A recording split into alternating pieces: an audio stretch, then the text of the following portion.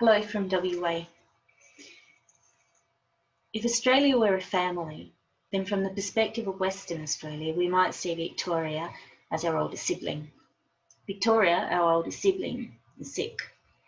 Many of us here in Western Australia have family in Victoria, including our Premier, Mark McGowan, and so we worry and fret over you all as a whole. Mark McGowan gives us daily updates on our own health, and he also reminds us frequently that we are related to the rest of Australia, and that our brothers and sisters, parents, and extended families and friends need our love and support during this time. For me, it is personal. 2 of my 3 sons live in Victoria, as well as my brother and his frail wife, my nephews, my nieces, and a small child who was born last year at approximately half term, whose little head was not much bigger than a cotton ball. I have elderly uncles and aunties and senior cousins, and I also have people I made friends with during the 8-year time I spent in Geelong and the Dandenongs. On Monday the 5th of October, my youngest son Brett turns 21. I can't come to visit him or throw him a party. On top of that, he's asked me to buy him a motorbike for his birthday. And although I can't talk him out of it, I also can't come to Victoria to go shopping with him for the world's best safety gear, as any mother might want to do. Max, my middle son, who works as a fitness instructor, or at least he did before the lockdown. He lives in Brunswick, while his girlfriend, who went to Queensland a few months ago to be with her dying grandfather, can't come to visit Max occasionally, and Max can't be with her. Max is alone in a little apartment, but he's grown cultures to make sourdough, and despite his occasional uncharacteristic angry outbursts on Facebook over Victoria's apparent mistakes, he seems okay. So I watch helplessly. We're a couple of hours behind you here in terms of time zone, and so every morning I wake up at 6 a.m. I can check the website of the numbers of COVID cases in Victoria and see them falling, and I see the deaths steadily increasing in total. When the numbers correspondingly go up and down, I either emit a tiny cheer or I sigh. It isn't only me. You all have family across the country, and collectively your siblings and families in Western Australia are monitoring the situation in Victoria and feeling for you all. We want to get connected. We want to see our families, but we can't. And most of us here in WA understand and appreciate what all of our premiers and politicians are trying to do. This message is from me to you as a friend. I worry for the older members of Geelong Writers, not to discriminate, but because the statistics tell us that the not so elderly are most vulnerable to COVID-19, and I would be terribly upset if any of you were to fall ill with COVID-19. I worry for the younger members too. It's easy for me to imagine what it might be like in lockdown, while I freely visit cafes, go to the cinema, albeit empty, walk around without a mask on my face, and even teach a small group of students in a classroom. But I can never really know how it feels to be stuck inside for months as you have been. I can only hope to empathise based on second-hand knowledge of my son's experiences and on my own brief period of lockdown here in WA. It's been more than 5 years since I left Victoria, but I remember the members of Geelong Writers as strong and imaginative, and as a group of close friends who protect each other and who look out for each other and who care for their fellow members.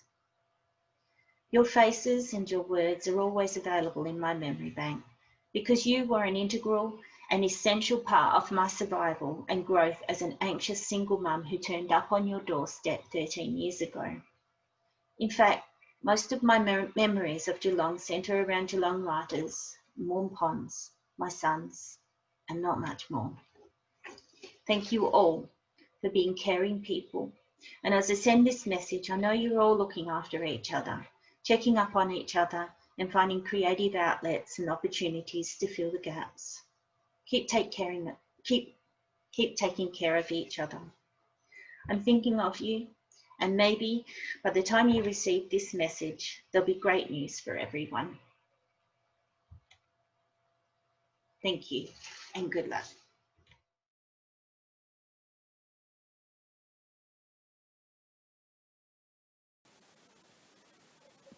Self-portrait with death playing the fiddle, after a painting by Arnold Bocklin.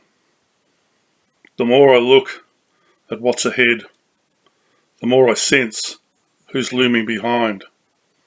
Old fiddle of death with a hideous laugh, playing me to eternity.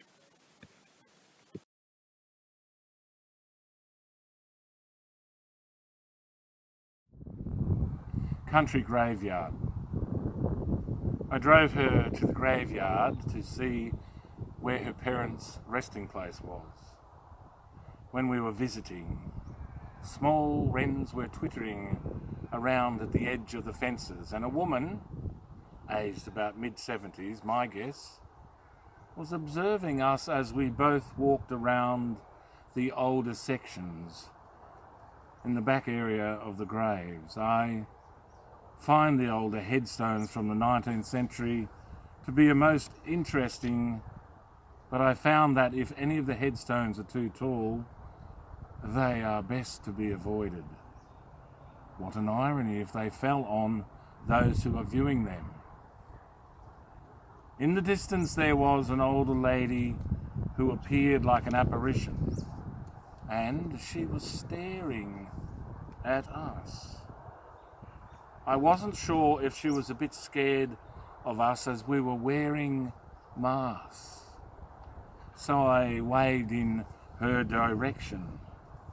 As we were ambling towards the gate, the woman asked us if we had family in there. And we showed her my friend's parents' grave. And then the woman revealed her late husband's grave and added her husband would have been 83 on that day. And silence came over our humble thoughts, and I noticed a wren with the colour of the blue sky on bits of its wings, and then from under our pandemic masks we wished her husband a happy 83rd birthday. Happy birthday, old bloke. And then we left her there as she remembered.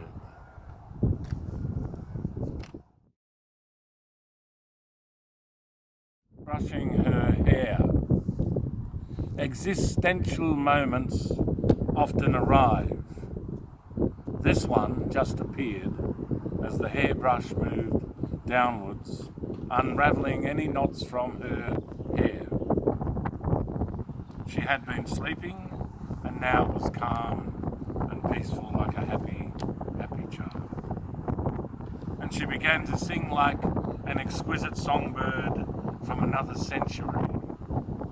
And for a moment, my imagination imagined that we were in a cottage in Ireland as the brush kept brushing. As the lilting lullaby appeared from her mouth, both of us were standing in a wooden room on the wooden floorboards, balancing ourselves between non-meaning and meaning.